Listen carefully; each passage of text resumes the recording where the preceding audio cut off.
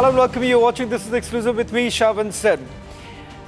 A lot has been done over the last few weeks since the time the preliminary report has come to pin the blame on the pilots.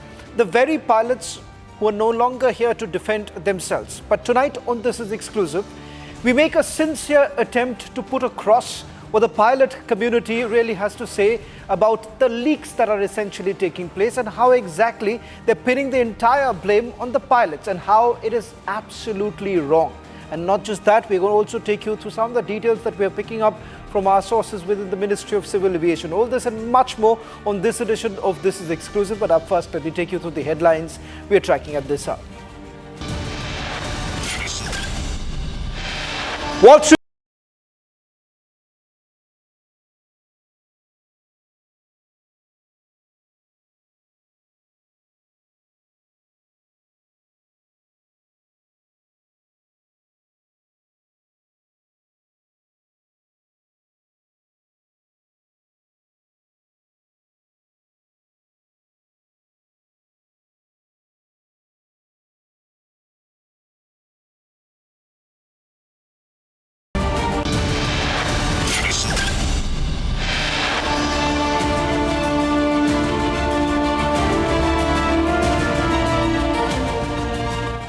Well, starting this edition with some exclusive breaking inputs on the Air India 171 crash probe.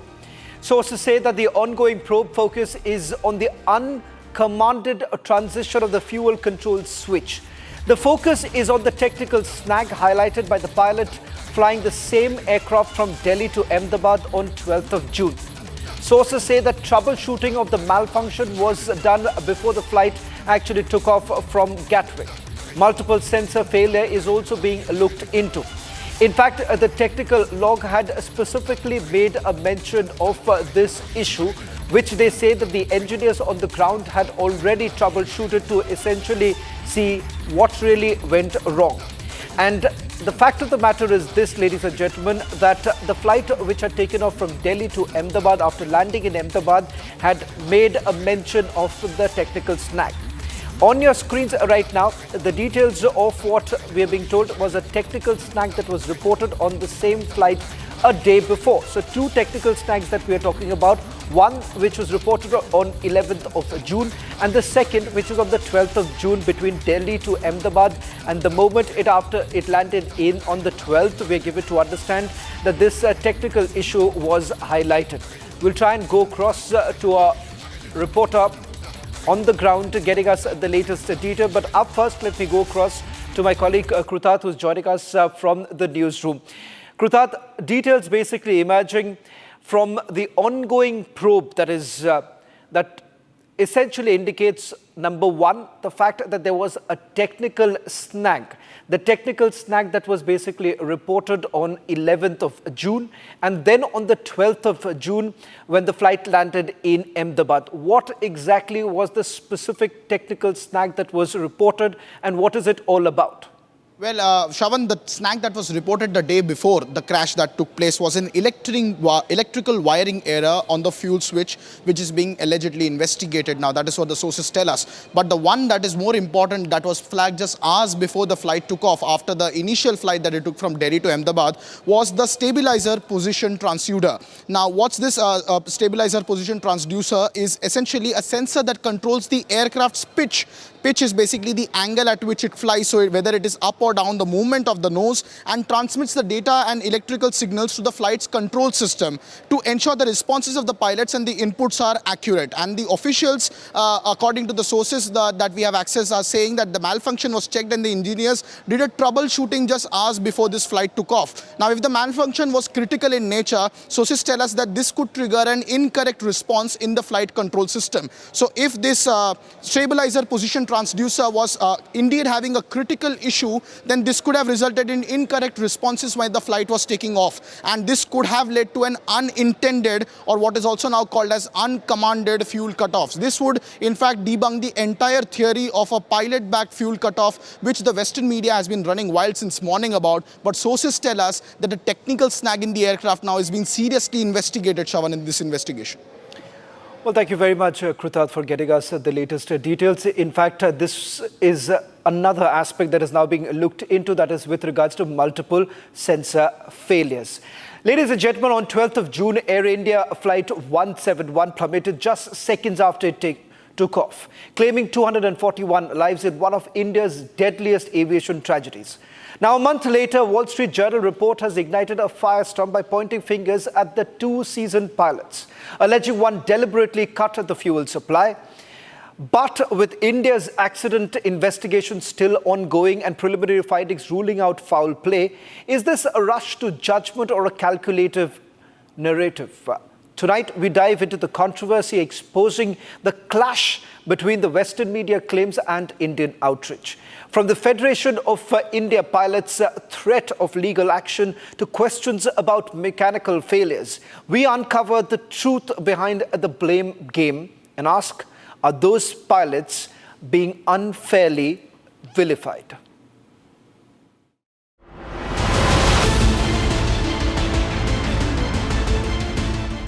Two distinguished pilots, one fateful afternoon.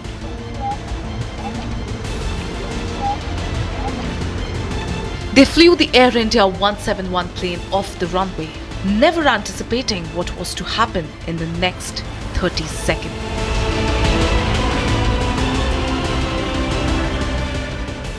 Mayday, mayday, mayday, their last communication to the ATC. And a month after the crash, the deceased pilots are bearing the brunt of a shameful and vindictive Western media campaign. The Wall Street Journal's report, citing cockpit audio, suggested the captain deliberately cut off fuel. A barrage of unfound claims, while the AAIB report had mentioned that the pilots tried to restore fuel flow in the final moments. The preliminary report rules out foul play and any deliberate attempt to cut off fuel supply to the engines. The run to cut off puzzle remains awaiting clarity from the final report. On Air India crash, you'll have to wait for the concerned Government of India authority to, make the report public. It is too premature for all of us to talk about what's in it, what's not in it. So we'll have to wait for the final report to come out. And yet, two highly experienced pilots are at the center of a blame game. The Federation of Indian Pilots is taking aim at the Wall Street Journal, threatening legal action. Boeing directly has not done anything. Now we are contemplating the action against Wall Street Journal. They are targeting Indian pilots. Where is the evidence? If they have the evidence, yes, we will agree to that. But where is the evidence? There is no evidence. So why are they maligning and with malified intentions against the pilots? And on the contrary, what harm they are doing? The passengers will get a fear of flying. So which is very, very detrimental to aviation. The Indian Commercial Pilots Association and international pilot bodies have also criticized the report's tone, calling it biased towards pilot error. They point to a 2018 FAA advisory about potential fuel switch disengagement, suggesting mechanical issues may be at play. The Federation of Indian Pilots is standing firm, demanding accountability for what they call reckless reporting. A flight that never completed its journey. 241 lives lost within seconds. Two deceased commanders unable to defend, and a vicious media campaign. India demands answers. India demands closure. A despicable attempt has now been made by the Western media to pin the entire blame on the pilots. Now, they say it's based on the black box recording. The cockpit voice recording, which was selectively leaked by the AAIB in its preliminary report. Remember, that report hasn't really answered any questions, but it has thrown up more number of questions. And where does it really stop? The very wording of the AAIB report essentially indicates that there is a certain influence. The very word that has been used, transition. Remember that word transition is something that does not really exist as far as Indian pilots are concerned, commercial pilots are concerned, but however has been brought in because that's the flying terminology that is mostly used by the Western world. Let me first take you through some of the attempts that have been made so far to basically put the entire blame on the pilots. First, beginning with what the Wall Street Journal says. The focus shifts to the senior pilot. The cockpit voice recording does not make a mention of who actually asked the question and who exactly responded. Was it the question from the senior pilot to the first officer? That is not known. Article essentially relies just on the preliminary report of the AAIB. Let's move on. Wall Street Journal claims a black box recording. Now, the black box recording, remember, which is already out, it is part of it that has been out selectively, just 2 lines which have also been paraphrased. Let's move on. Blames the pilot based on analysts' claim. Remember, all of it that you see in this particular report of the Wall Street Journal, they're now direct quotes. There's no direct official words really coming in, but they're just simply pinning the blame. Cockpit chat shows pilot was calm, not easy and simple to simply cut off the fuel control system. So what kind of conversations have really taken place, we do not know, because those are the 2 lines that have been leaked or put out in that particular report, which gives no clarity whatsoever. Chat indicates the pilot could have switched off. The reality is this, that pilots have also put the switch back to the run position. Now, whether it was intended or unintended, there are unintended commands that are also now being probed by the AAIB. Let's now take you through who exactly leaked the report, because when the preliminary report was uploaded on the Ministry of Civil Aviation website, this was around 1:30 in the morning. But 24 hours earlier, you already had the parts of the report already being published. Air India Flight 171, which crashes in Ahmedabad on 12th of June. Let's take you through the details here. 8th of July, AAIB submits a preliminary report to the Ministry of Civil Aviation. On 10th of July, Wall Street Journal publishes an article blaming the pilot. On 12th of July, AAIB publicly releases a 15-page preliminary report.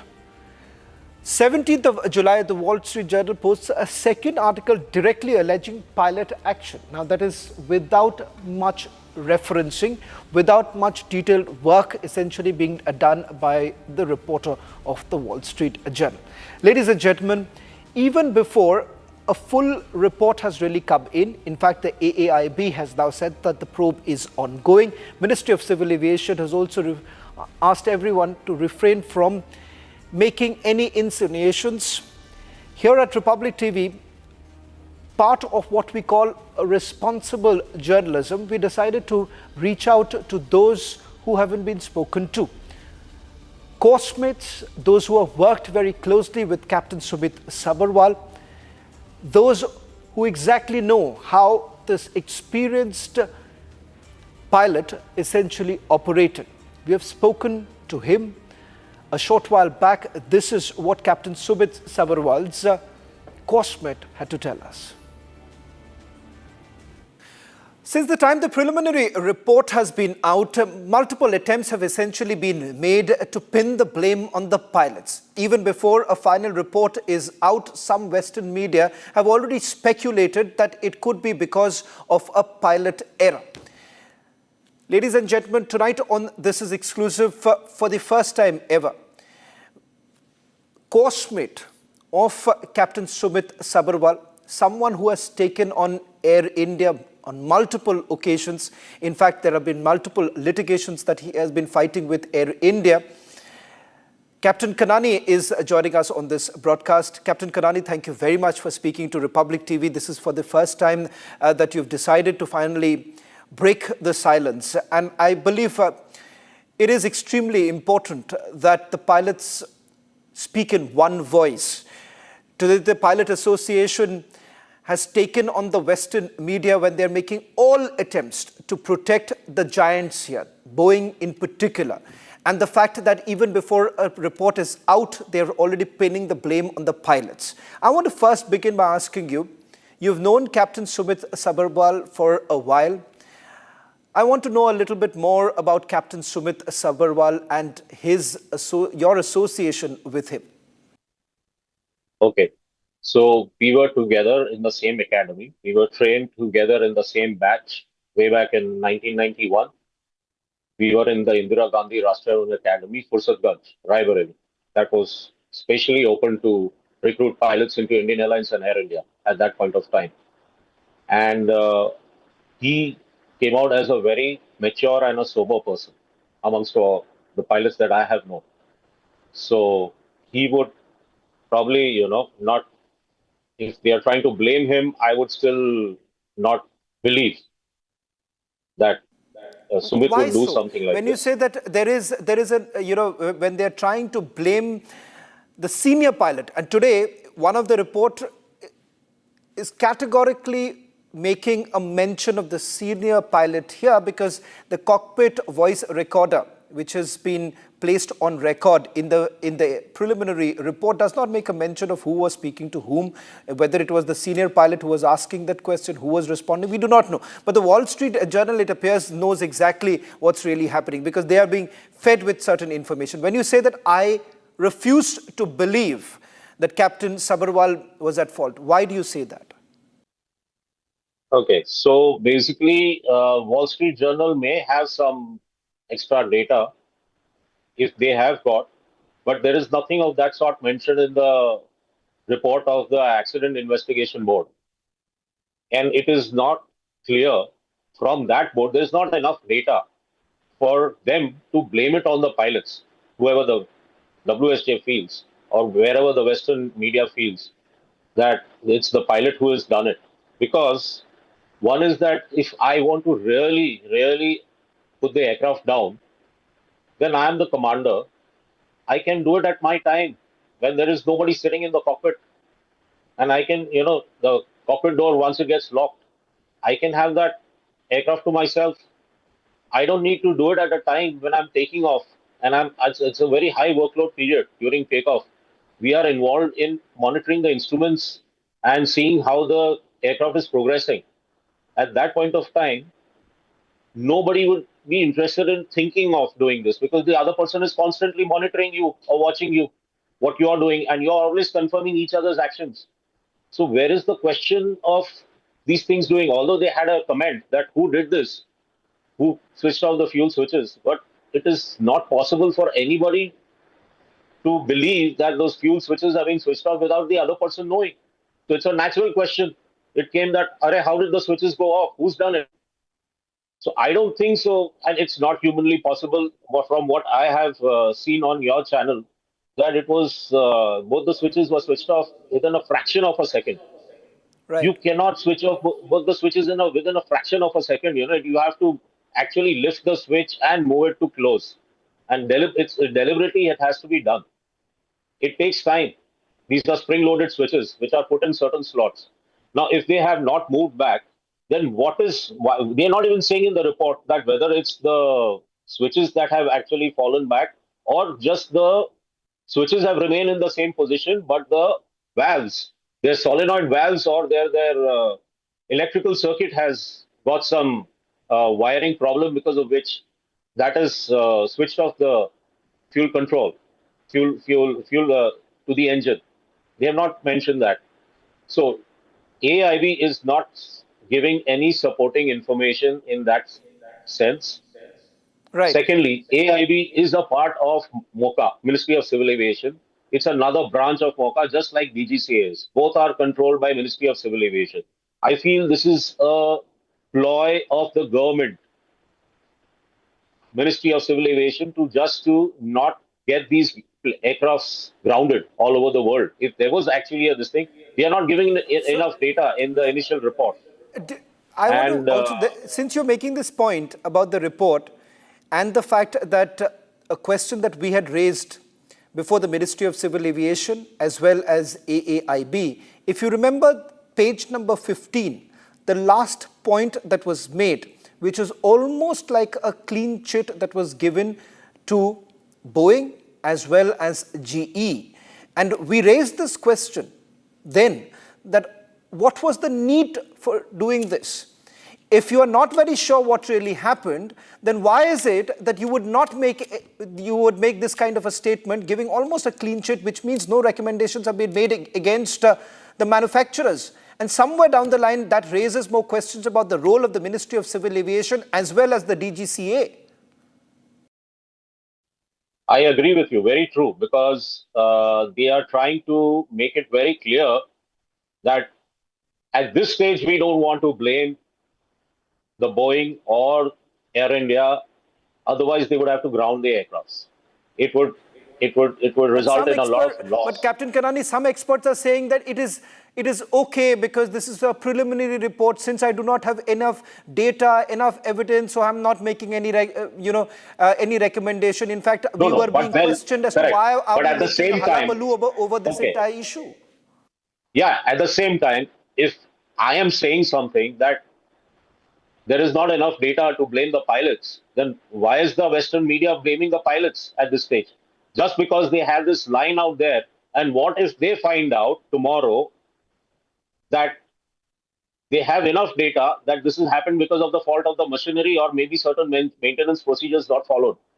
What if they find out tomorrow? Are they going to, why did they put this line? It should have been kept open. They have actually closed that contention that it cannot be a fault with the machinery by putting that line, which is not correct. They have to keep that contention open. And I feel DGCA is always involved in suppressing data. In this case, it's not about blaming the pilots. It's more about it's more about saving the airline. So in the end, if you remove the aircraft manufacturer and the airline, then who's left in the equation? It's the pilots. So basically, DGCA is always trying to save Air India, and they are always in collusion with Air India. And I can say this on TV because they have done that in my case. And I went to court for that they are trying to save Air India and they have fined them only for one flight, whereas they have done thousands of flights today and they're still doing it. And DGCA is looking the other way. It is like a person is doing rash and negligent driving every day, but DGCA has caught them because I've just gone and complained and they've just charged them for a no parking fine and let them go. And still the things are happening. So this is why I went to court. And even today, when the court has reordered an investigation, the DGCA is not ready to give me all the documents. Why? If the inquiry has to be held on the principles of natural justice, give me all the data. In the same way, they should have come out with all the data in the CVR. They should have come out with some credible data in the FDR, whatever is recorded, with exact timings, to come to a conclusion that Boeing or the aircraft manufacturer or their maintenance procedures are not responsible. Without that, just putting that last line makes no sense. Really makes no sense. They are hiding a lot of data, and that is what they've done in my case also. So it is a pattern. I agree. And it is a pattern to save the airline from losses. And the airline is doing it at the cost of putting lakhs of people's lives in danger. Then why did the other airlines like Etihad and Korean Air and all these have ordered checks on their fuel switches? Why did the DGCA come out with an order later? That please, it's an order. It's not just a suggestion or it's not something, it's mandatory that you please check your fuel switches. They've come out with some circular, it's an order. So why do they need to do that? If there was no need to come out with an order, then they should have thought, okay, it's okay. All these things happen, but we don't know. We are not sure at the moment. One final question. They don't want these aircrafts. They don't want these aircrafts to be grounded pending the investigation. That is the whole idea. That's a very the investigation will carry on. That you're making, but pending Captain. the investigation, they don't want the aircrafts to be grounded. Absolutely. Captain Kanani, that's a very significant point that you're making. One final question before I let you go. And what is extremely disheartening at this point in time is that how time and again the pilots are being targeted. You have the behemoths who are out there because the pilots are no longer here to defend themselves. And the purpose of really bringing you here on this broadcast is that, Captain Kanani, we really want a voice for the pilots. I want to end by asking you, since you've known him, and you once again reiterate that there is no possibility knowing him, what is it that you would like to tell all those who are watching tonight as far as Captain Sumit Sabharwal is concerned, and why no pilot with the kind of flying experience that he has would have done something like this? And why, where does this I belief believe really that stem from? Sumit is he's a very mature and, like I said, he's a very sober person. He would not do something as rash as what people are trying to put the blame on him. He would not do, in my opinion. And he has been a commander. After that, he's become a trainer. He's been training pilots, and all these things. When they make you a trainer, they check your psychology also. They take your interview, they check your psychology, they check how you deal with the opposite person. What kind of methods do how do you train people? They check you at every stage, and then he's become a qualified trainer. And now, once you become a qualified trainer, you have all these things. You simply cannot, the training is always there, and you simply cannot ignore all that and say that the senior guy must have switched off. I would say even the first officer is also not part of this. They are just doing this to protect the airline. At this stage, it is too premature to say whose fault it is or rule out the possibility of anybody like the aircraft or the Air India or anything. It is not possible to play this narrative at this stage. We have very little data based on which people are trying to come to conclusions. At the moment, we have to explore all the possibilities. I agree. But we should first have more data for that before we can actually comment and believe that it has been done by a pilot. We should have actually more data. Even if you turn a switch in the cockpit, it is recorded. The clicks come. These clicks are also recorded. The CVR is very powerful. It's got four or five channels through which all this data, all these voices are recorded. So it Right. is not possible that even a whisper goes away without it being recorded. Well, I thank feel you they are very just much, being very premature in blaming this, and I feel it's very wrong to push it on the pilots just because they are dead. Well, thank you very much, Captain Kanani, for agreeing to speak to us. And I believe what you have done is a huge, huge favor to the entire pilot community, because it is very unfortunate that no one was really coming forward and really speaking their mind. But Captain Kanani, you finally decided to break the silence, speak on behalf of the entire family, and more importantly, exposing what many would say the lacuna within the Ministry of Civil Aviation, the DGCA, as well as the airline. Thank you very much. Thank you.